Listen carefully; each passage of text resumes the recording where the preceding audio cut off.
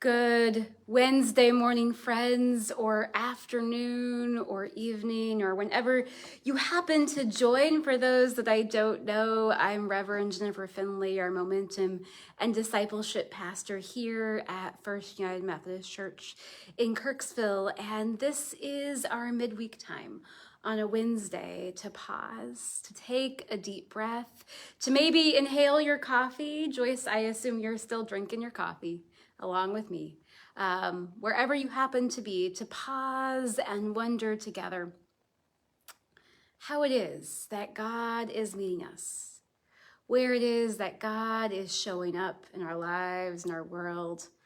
I've shared before that I have come to absolutely cherish these times, and partly because it helps train my own vision in my own life, my own spiritual practices, to see things in new ways, to pay attention in new ways. And I hope it does that for you as well. So as I was thinking about that for myself this week, I thought I would share another story about hiking. Last week, I shared a story about hiking where I had gone out to the other end of the Thousand Hills Trail out at the Rainbow Basin Trailhead here in our area, and done a hike. And then this past weekend, a friend sent me a message and said, "Hey, would you want to go hiking with me and my daughter?" Her daughter is about 6.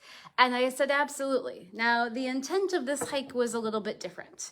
We were intending to go mushroom hunting. It's morel season, or apparently almost morel season. I will fully admit that until I moved back up to Kirksville, I did not really know about morel mushrooms, but I have heard that they are incredibly tasty, and the hunt is part of the fun. So this was the first time I had been out morel hunting, and we were on public land, but we went off the trail a little bit, and we were following all of the logical ways that you're told to hunt for mushrooms, morels, to pay attention to where there is a dry creek bed, to pay attention to dead and decaying fallen trees, to look through the leaf debris and see if there's mushrooms popping out. So the first part of this hike, we spent paying attention, frankly, to dead things, to look for living things. And maybe it's because we're in this Easter season, but that caught me, that to pay attention, to look for the living things, I had to pay really super close attention to look for where things had fallen and were decaying and were providing new life to the soil. Now, I will spoil the story to say we did not find any morels. So if those of you who are out there have good morel hunting tips, or you have a place that you like, I know those are often well-kept secrets, but I would love to know, because I now would like to find some morels just for the sake of the hunt. But what I realized, as we had been paying close attention, we popped back onto the trail after that, and we still kept our eyes out.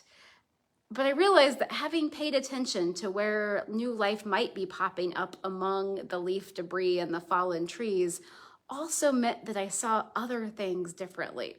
Like I said, I'd hiked this trail just the week before, but I had not noticed all of the bluebells that were blooming. Now, I am sure that many of them had been there the week before, but I had not paid any attention. I had not seen them. But because we were paying close attention to the ground, I saw them. And because I was hiking with a 6-year-old who also pays close attention, I saw them. And I stopped and I admired them. And I wonder if that isn't a bit like these 50 days that we celebrate of Easter, between Easter Sunday and Pentecost. These 50 days that we talk about resurrection, but we are also looking for that new life in and amongst the regular things of life. And sometimes those regular things of life involve things that have fallen and are decaying or are providing new life, and we just simply don't know what that new life looks like. So I wonder for you, what are these 50 days between Easter Sunday and Pentecost, which is May 19th? What are they like for you? Because of the way Easter fell this year, it was early, we have an interesting time frame in these 50 days. Many things are contained within it. We know that there are some of you who are graduating and starting new transitions to different seasons of life. We know that there are endings of school years and celebrations of those endings. We know that there are many folks some in our community who are moving, as this is a season where houses sell well and where people make those spring moves to new locations. We know that for our folks who are associated with the universities and the school systems, the end of the school year often brings retirements. So these 50 days contain a lot of endings and beginnings, new life, and also some of that grief that comes with endings. And those are the big things. We also know that these 50 days also contain the mundane things of life as well, which is why I came back to this poem by Mette Herrick Carlson that I read on Sunday morning, those of you who joined us online or in the building for worship. But I thought I would come back to this, offer this to us. Sometimes we read scripture in a way that we call Lectio Divina, which simply means praying scripture, reading scripture, listening for words and phrases that stand out. But we can do that with other types of words as well, not just scripture. So as you hear this, I invite you to listen for a word or a phrase that catches you. You don't have to have a reason for that. Just listen for perhaps what stands out. 50 days for impossible, unlikely encounters, signs of new life, creative resilience, and speechless joy. 50 days for scars shown, real human bodies alive, telling stories about what has hurt and been made whole.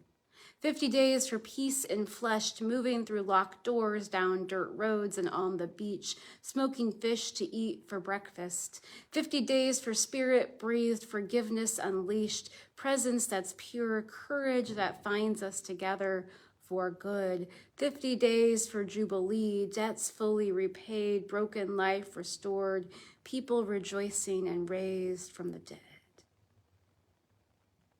Was there a word or phrase that stood out to you? If so, I invite you to write it down for yourself or pop it into the comments.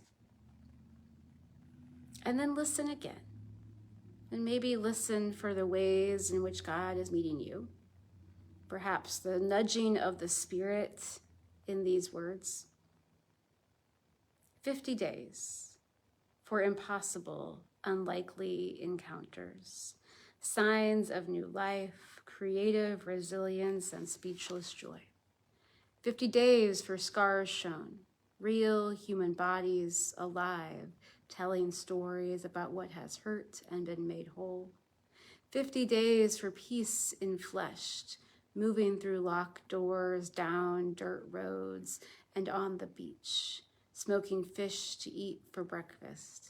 50 days for spirit-breathed forgiveness unleashed, presence that's pure, courage that finds us together for good. 50 days for jubilee, debts fully repaid, broken life restored, people rejoicing and raised from the dead. What caught me as I was reading this morning was 50 days for impossible, unlikely encounters. Signs of new life. Friends, my hope and prayer is that we all have unlikely encounters, whether it is mushroom hunting, whether it is seeing nature through the eyes of a 6-year-old, whether it is finding new life in a place you least expected it, or whether it is simply acknowledging that this season can be multiple things. I'm sitting here in our gathering space at church in part because what you see behind me is a beautiful banner made several years ago by our banner team. What you see at the bottom are roots that go deep. And if you're sitting from this vantage point, all you can see is those roots, kind of like where I was digging in the leaves among the roots of the trees to find morels. But if you look up, see if I can make the gaze look up. You see this absolutely beautiful intertwined tree that has green leaves and leaves of beautiful life. Those roots and those leaves are part of the same body of the same tree. So friends, know that as we move through these 50 days, God can encounter us down by those roots, down in the soil, down in the things that are decaying around it. And God can also encounter us in those beautiful shoots of new life up at the top of the tree. So wherever you find yourself today, know that you are enwrapped in God's love. Go in peace.